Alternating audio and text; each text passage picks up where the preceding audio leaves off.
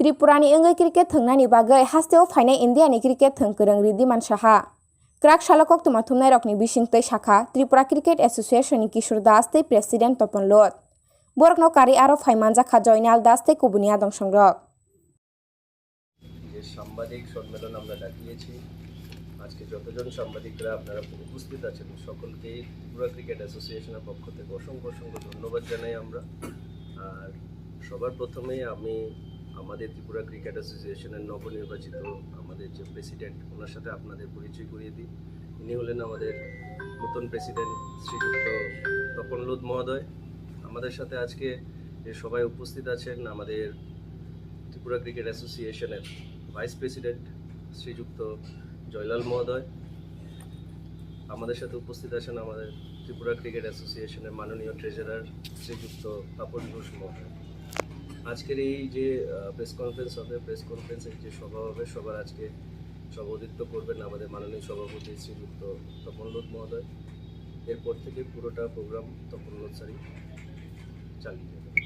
আসবে যে আমরা 15 জুনে যে অ্যাপেক্স কাউন্সিল মিটিংটা হয়েছে ওর যে সিদ্ধান্তগুলো আমরা আগামী বছর যা যা করবো ওটা যে সিদ্ধান্ত হয়েছে ওটার সর্বপ্রথম আমাদের একটা ডিসিশন ছিল যে আমাদের এটা আমাদের দুঃখজনক ব্যাপার যে আমাদের যে অ্যাপেক্স কাউন্সিলের একজন member Rajesh Debbarma governing body member ওনার বোন মেরো ক্যান্সার হয়েছে। আরেকজন আমাদের এক্স ক্রিকেটার দাদা তারেকেশ্বর দাম দাদা ওনারও ক্যান্সার ধরে পড়েছে। তো আমরা অ্যাপেক্স কাউন্সিলের যতজন মেম্বাররা আছেন সবাই মিলে এই সিদ্ধান্ত নিয়েছি যে টিসির পক্ষ থেকে এই দুজনকে আমরা একটা আর্থিক সাহায্য করব এবছর। আর রাজেশ দেববর্মা দাদা অবস্থা খুব খারাপ, ওনাকে আমরা 2 লক্ষ টাকা সাহায্য করে হেল্প করব। তারেকেশ্বর দাদাকে আমরা 1 লক্ষ টাকা দিয়ে সাহায্য করব টিসির পক্ষ থেকে। এরপর আমরা ডিসিশন নিয়েছি যে একজন খেলোয়াড় মাঠে মারা গিয়েছিলেন কার্তিক সাহা নামে।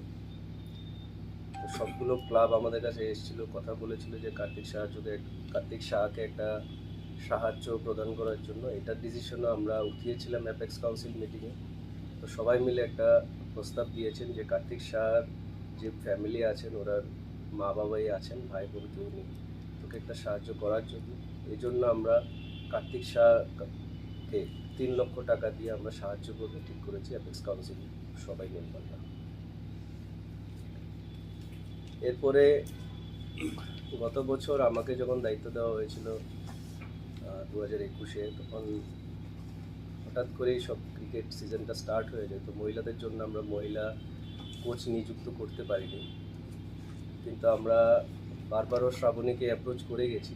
তো লাস্ট এই বছর আমরা ঠিক করেছি অ্যাপেক্স কাউন্সিল মিটিংয়ে যে শ্রাবণী দেবনাথকে as a women's head coach হিসাবে আমরা ত্রিপুরাতে আনব।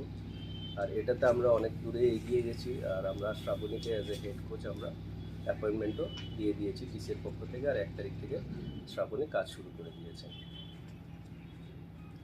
এর সাথে আমরা ঠিক করেছি যে আমাদের যে বিভিন্ন ক্যাম্পগুলো চলছে আমরা এবছর ঠিক করেছি যে আলাদা আলাদা ক্যাম্প চলবে। আমরা জুনিয়রদের উপরে বেশি স্ট্রেস দিয়েছি, জুনিয়রদের উপরে কাজ বেশি করব ঠিক করেছি। এই জন্য আমরা গৌতম সোম স্যারকেও এনেছিলাম। তো ওইখানে আমাদের এই কাজগুলো চালাতে গিয়ে আমাদের আলাদা আলাদা যখন ক্যাম্প চলে আমাদের ফিজিওথেরাপিস্ট কম পড়ে। তো এবছর আমরা ঠিক করেছি যে 2টো ফিজিওথেরাপিস্ট আমরা নেব, মেল ফিজিওথেরাপিস্ট। আর আমাদের যে ফিমেল ফিজিওথেরাপিস্ট আমরা 2 জন নেব, কারণ বিরালি আমাদের একজন ফিজিওথেরাপিস্ট আছেন। আমাদের এখন যে স্ট্রাকচারে চলছে আমি বসার পর থেকে আম্পায়ার আর স্কোরারের যে 3 মাসের যে বিল হয় 3 মাসের ভিতরে বিল দিয়ে দেওয়া হয়। আর এদেরকে কালকে আমি পার্সোনালি রিকোয়েস্ট করেছি যে আপনাদের খেলা হয়ে গেলে 1 সপ্তাহের ভেতরে বিল জমা করবেন, কারণ এটা আম্পায়ারদের না, এটা আমাদের জন্য একটা ক্ষতি। কারণ আমাদের অ্যাকাউন্ট সেকশনে কাজ করতে অসুবিধা হয় যখন বিলটা লেট নিয়ে আসে, 2 বছর 3 বছর আগের বিল নিয়ে আসে। হ্যাঁ, না এখন আরও সিম্পলিফাই করে দিয়েছি জিনিসটাকে। আমরা টিসিএর থেকে ডাইরেক্ট ডিটেলমেন্ট করি। এখন আম্পায়ার অ্যাসোসিয়েশন যেটা হয়েছে আমাদের সব আম্পায়ার একটা সেটে চলে এসছে।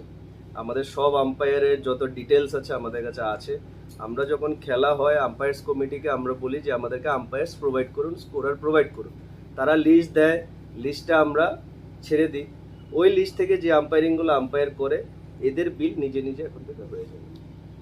তো কোনো বিলের অসুবিধা নেই। আমি আম্পায়ারদেরকে সকলকে বলবো যে আপনারা আম্পায়ারিং করেন ত্রিপুরার হয়ে, আমরা অসংখ্য ধন্যবাদ আপনাদেরকে জানাই।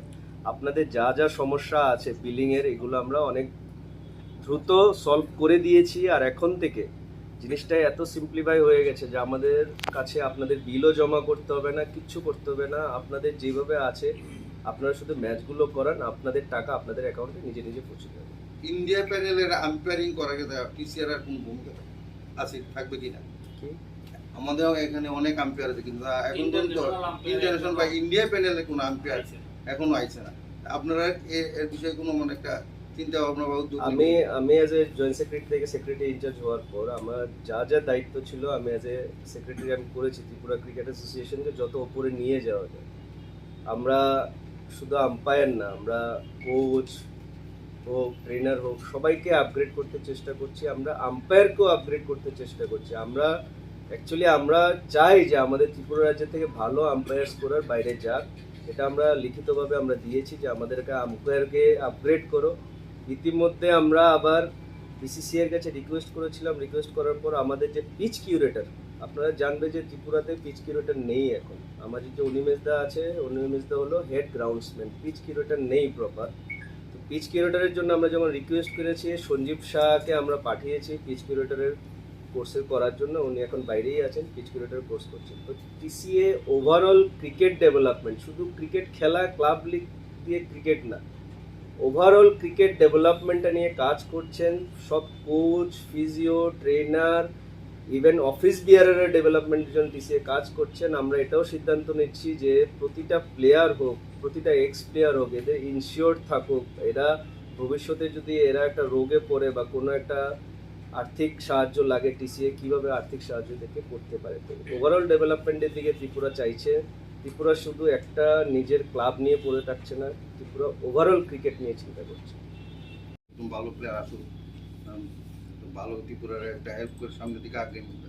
তো পাশাপাশি আমরা এটা টিসিআর কাছে চাইতেছি ওর সঙ্গে কন্ট্রাক্টটা ঠিক কত টাকা রয়েছে এটা কইলে ভালো হয়, কারণ পাবলিকের কাছে আমাদের বিভিন্ন জায়গাতে ফোন আসে, দাদা এই বলতে এত লাগছে, এই বলতে যদি ও কত ডিমান্ড আসলো, কত টিসিএ যেমন শ্রমিক দিকে 40 লাখ টাকা টিকিট দিলাম জানছি, এরকম যদি বলে দেওয়া হয় তাহলে আমাদের পক্ষে সুবিধা হয়। পাশাপাশি শ্রাবণীর সঙ্গে কত হয়েছে এটাও যদি বলে দেওয়া তাহলে ভালো। এই আজকের মিটিংয়ে বলে দিল ভালো। ঠিক আছে, অসংখ্য ধন্যবাদ শান্তনুদা। আমাদের শ্রাবণী যখন বিদর্ভর সাথে কাজ করতো, তো শ্রাবণীকে 10 লক্ষ টাকা দেওয়া হতো বিদর্ভ থেকে। আর ওর থাকা, খাওয়া, ফ্লাইট ফেয়ার সব বিদর্ভই বিয়ার করতো। তো শ্রাবণী যেহেতু আমাদের ত্রিপুরারই মেয়ে, আমরা শ্রাবণীর সাথে বসে কথা বলেছি। আমাদের মাননীয় সভাপতিও ছিলেন, শ্রাবণীর সাথে খুব ভালোভাবে আমাদের কথাবার্তা হয়েছিল। তো শ্রাবণীকে এবছর আমরা 8 লক্ষ টাকা দিয়ে ওর সাথে আমরা এগ্রিমেন্টটা করেছি। ওকে কম দিয়েই করেছি, ও রাজি হয়েছে। তো শ্রাবণীর সাথে আমরা 8 লক্ষ টাকার এবছরের একটা কন্ট্রাক্ট হয়েছে। কয়টা দেখবো, জুনিয়র সিনিয়র দুইটা দেখবো? Head coach, as a head coach.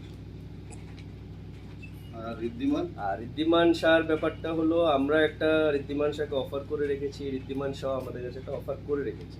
তো এটা মিডল জায়গাতে রয়ে গেছে। তো ঋদ্ধিমান শাহ যদি আমাদের সাথে আসে, ফেস টু ফেস কথা বলে, তখন গিয়ে এটা ফাইনালাইজ করে আপনাদেরকে আমরা 8 থেকে 9 তারিখের ভিতরে সবটা জানিয়ে দেবো। কলকাতার একটা ব্যাপারে বলে 1 কোটি কত 1 crore 40 lakh। এতম তো সমীর দিকের সাথে যখন আমরা কথা বলছিল, অনেকে বলেছিল 60 লাখ, 70 লাখ, 80 লাখ টাকাও সমীর দিকে নেবে। তো অ্যাকচুয়ালি আমরা যতটুকু পারি টিসিএর থেকে আমরা স্কুইজ করি যে টাকাটা যত কম দেওয়া যায় বা দিয়ে এটা প্লেয়ারের উপর আমরা ইউজ করতে পারি।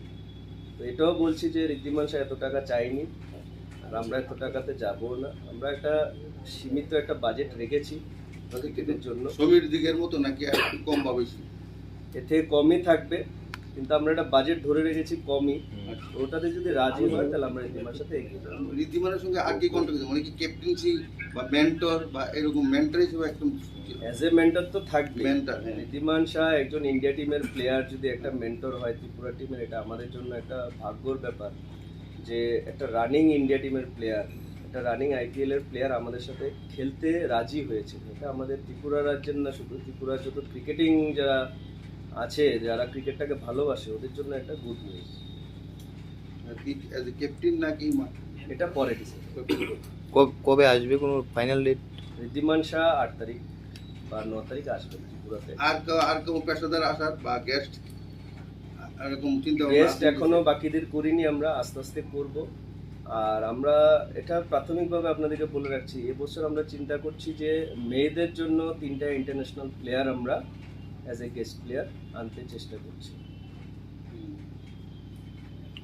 গতকালকে সচিব সাহেব স্পেশালিস্ট স্পিন বোলিং ক্যাম্প, ব্যাটিংয়ের ক্যাম্প, উইকেট কিপিংয়ের ক্যাম্পগুলো আমরা করাবো, মিডিয়াম পেসের ক্যাম্পগুলো আমরা করাবো। এর জন্য আমাকে দায়িত্ব দেওয়া হয়েছে বিভিন্ন বাইরে থেকে কোচ এনে এদেরকে স্পেশালিস্ট ক্যাম্পগুলো করার জন্য। আমাদের 2 বছর ধরে আমরা ক্লাব ক্রিকেটটা করাতে পারিনি, আমাদের কোভিডের কারণে ক্লাব ক্রিকেটটা হতে পারেনি। এটা নিয়েও অ্যাপেক্স কাউন্সিল একটা ডিসিশন নিয়েছেন। তো এবছর অ্যাপেক্স কাউন্সিল ঠিক করেছেন যে যেহেতু ক্লাব ক্রিকেটটা হওয়া যায়নি, এটা ইতিমধ্যে স্টার্ট করা খুব দরকার। কারণ ত্রিপুরা রাজ্যে যতগুলো টুর্নামেন্ট ছিল, সাব ডিভিশনাল টুর্নামেন্টসগুলো হোক বা স্টেট মিট হোক, সবগুলো টুর্নামেন্ট শেষ হয়ে গেছে। শুধু বাকি রয়েছে যে সদর সিনিয়র টিমের যে খেলাটা হয় ক্লাব ক্রিকেট, এটাই বাকি রয়েছিল। তো অ্যাপেক্স কাউন্সিল মেম্বাররা ডিসিশন নিয়েছে যে ক্লাব ক্রিকেটটা এবছর আমরা যেভাবে করাবো, আর করানোর জন্য যা যা করতে লাগে এটা অফিসকে দায়িত্ব দিয়েছে যে আপনারা এটা চালু করুন। তো চালু করার জন্য যে গভর্নিং বডি মিটিং এর আগে হয়েছিল, তো গভর্নিং বডি মেম্বার্সরা যতজন ক্লাবের রিপ্রেজেন্টেটিভ আছে ওরা কিছু কথা রেখেছিল এর সামনে, অ্যাপেক্স কাউন্সিলের সামনে, যে ওদের 1 বছরের গ্রান্ট এক্সট্রা দেওয়ার জন্য, যে বছর খেলা হয়নি আর যে বছর খেলা হবে ওইটার গ্রাউন্ডটা আগে রিলিজ করার জন্য, আর যে বছরে কোভিডের সময় খেলা হয়েছে ওই সময় ওদের একটা আর্থিক সাহায্য 57,000 টাকা দেওয়ার জন্য। এটাও অ্যাপেক্স কাউন্সিলের মেম্বাররা সবাই এই প্রস্তাবটাকে গ্রহণ করেছে, গ্রহণ করার পরে এটাকে পাস করেছে। তো ক্লাবের এবছর ঠিক হয়েছে যে অ্যাপেক্স কাউন্সিল এটা ঠিক হয়েছে যে ক্লাবের যে প্রিপারেশন গ্রান্টটা দেওয়া হয় এটা টুর্নামেন্ট স্টার্ট হলে দেওয়া হবে, তারপর একটু পরে বাকি গ্রান্টটাও এই বছরে এদেরকে রিলিজ করা হবে। এরপরে আমাদের এটার সাথে আপনাদের সাথে ইনক্লুড করতে চাইবো যে এর পরের দিনই ক্লাবের একটা মিটিং হয়েছিল যেখানে সবগুলো ক্লাব উপস্থিত ছিলেন। শুধু 2টো ক্লাব উপস্থিত থাকতে পারেনি কারণ প্রচণ্ড বৃষ্টি হচ্ছিল ওই দিন। তো ওই উপস্থিতির ভিতরে এটা ডিসকাশনের ভিতরে এসেছিল যে এবছরে যে ক্রিকেটিং সিজনটা আছে, যেহেতু বৃষ্টি পড়ছে আমরা সিজনটা এখনও করতে পারিনি, তো বৃষ্টির পরে অগাস্ট মাস থেকে আমরা সিজনটাকে এক্সটেন্ড করে ডিসেম্বর পর্যন্ত নিয়ে যাব। আর এর পরের সিজনটা শর্ট সিজন থাকবে, এটা জানুয়ারি থেকে সেপ্টেম্বর পর্যন্ত কমপ্লিট হয়ে যাবে। এরপর লাস্ট আমাদের একটা ডিসিশন হয়েছিল অ্যাপেক্স কাউন্সিলের যে এবছর আমরা as a guest player Wriddhiman শাহকে আনবো। ঋদ্ধিমান শাহ কারেন্ট ইন্ডিয়া টিমে খেলছেন আর আইপিএলও ফাইনাল ম্যাচও খেলেছেন, খুব ভালো খেলেছেন। তো অ্যাপেক্স কাউন্সিলের সব মেম্বাররা অভিমত জানিয়েছেন যে এটা খুব ভালো সিদ্ধান্ত হবেন। প্লাস আমরা অ্যাজ এ ভিডিও কনফারেন্সিংয়ে আমরা ঋদ্ধিমান সাথে ডাইরেক্টলি আমরা অ্যাপেক্স মেম্বাররা কথা বলেছেন ওনার সাথে, উনিও আসার জন্য রেডি আছেন। তো আমরা ইতিমধ্যে ঋদ্ধিমান শাহকে ত্রিপুরার জন্য খেলার জন্য আমরা আনতে যাচ্ছি। আর এটা নিয়ে আমাদের শুধু ত্রিপুরা রাজ্যের প্লেয়াররা না, ত্রিপুরা যে ক্রিকেট প্রেমীরা আছে ওরাও খুব এক্সাইটেড আছেন এই জিনিসটা নিয়ে। এতটুকুই আমাদের অ্যাপেক্সের যে ডিসিশনগুলো ছিল। বাকি আপনাদের যদি এরপরে কোনো প্রশ্ন থাকে জিজ্ঞেস করতে পারেন আপনাদের। যে টিসিএর মাঝখানে নাকি ওখানে সম্পূর্ণ একনায়কতন্ত্র চলতেছে, তো বিষয়টা আপনি কিভাবে দেখতেছেন? এই প্রশ্নটা কে জিজ্ঞেস করেছে? প্রশ্ন জিজ্ঞেস যে ইউনাইটেড ফ্রেন্ডসের সভাপতি সুবল দে। মাননীয় সুবল দেকে আমি পার্সোনালি চিনি, ওনার ছেলে, ওর সাথে আমার খুব ভালো সম্পর্ক। আর ইউনাইটেড ফ্রেন্ডস একটা বড় ক্লাব ত্রিপুরাতে, ক্রিকেটে ওর নাম আছে এই ক্লাবের। যদি এই ক্লাব বলে থাকে এ কথা তাহলে আমি ইন্টারভিউটা দেখিনি, স্টিল আমি 2-4টে কথা আপনাদের সামনে ধরব। যে এখানে একটা কাগজ আছে, আপনারা যদি চান এটা আপনাদেরকে আমি দিতে পারি। যদি অরাজকতা নিয়ে কথা হয় তাহলে ত্রিপুরা রাজ্যে 18টা সাব ডিভিশন ক্রিকেট খেলে, 14টা ক্লাব ক্রিকেট খেলে, কিন্তু যখন সিলেকশন হয়, সিলেকশনের লিস্টটা যখন আমরা বের করি প্রতি বছর, দেখা যায় যে শুধু 3টে ক্লাব, স্পেশালি এটার ভিতরে ইউনাইটেড ফ্রেন্ডস ক্লাবের প্লেয়ার বেশি থাকে, আর আমার সামনে যে লিস্টটা আছে 19-20-এর, এটাতে 26 জন প্লেয়ারের ভেতরে 90% প্লেয়ার শুধু 3টে ক্লাবের। তো আপনাদের কাছে আমি এই প্রশ্নটার জবাব আপনাদের কাছেই চাইবো যে অরাজকতা কি আগে চলছিল না এখন চলছে? 2019-20-তে সেক্রেটারি ক্লাব থেকে 5টা থেকে 6টা প্লেয়ার খেলেছে, আর এবছর যখন আমাকে দায়িত্ব দেওয়া হয়েছে বা এই কমিটি যখন এইভাবে চালাচ্ছে, তখন আমার ক্লাব থেকে শুধু একটা প্লেয়ারই এবছর খেলেছে। তো আপনারা যদি জানতে চান যে অরাজকতা চলছে, তাহলে আপনাদের সামনে এটা আমি নিজে দিলাম, আপনারা নিজেরা দেখে নিন যে অরাজকতা কি আগে চলছিল না এখন চলছে। কালকে সেই প্রেস মিটে এই ক্লাবের একজন মেম্বার, যিনি বর্তমানে টিসিএর সচিব, তিনি প্রশ্ন তুলছেন যে কোর্টের নির্দেশ সত্ত্বেও তাকে নাকি মানে টোটালভাবে টিসিএর মাঝখানে কাজ করতে দেওয়া হইতেছে না। তিনি নাকি বাধার সম্মুখীন হইতেছেন প্রত্যেক দিন। তিনি কোনো সময় যখন তাকে আওয়ার ইচ্ছা করতেন তখন আয়া দেখতেছেন যেখানে রুম বন্ধ।